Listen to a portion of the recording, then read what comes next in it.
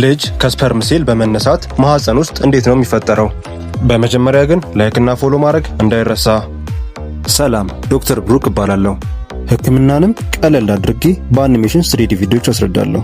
በሚሊዮኖች የሚቆጠሩ የስፐርም ሴሎች ማህፀንን በማለፍ የሴቷን እንቁላል ፍለጋ ጉዞ ይጀምራሉ። ከሚሊዮኖቹም የተወሰኑት ብቻ ወደ እንቁላሉ ይደርሳሉ። ከደረሱት መሃልም ሁሉም የስፐርም ሴሎች ወደ እንቁላሉ ለመግባት ይታገላሉ። ነገር ግን አንድ ሴል ብቻ ነው መግባት የሚችለው።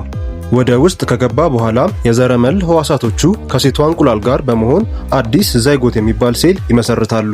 ዛይጎቱም ከነበረበት ቦታ ወደ ማህፀን በሚመለስበት ጊዜ ወደ ብዙ ሴሎች ይከፋፈላል። በስተመጨረሻም ብዙ ሴል ያለው ትንሽ ህዋስ ወደ እናትየዋ ማህፀን ግድግዳ ላይ ይለጠፋል። እዛም ሆኖ ወደ ጨቅላ ህፃንነት እድገቱን ይጀምራል። ሐሳባችሁን በኮሜንት አስቀምጡ። ላይክ እና ፎሎ ማድረግ እንዳይረሳ።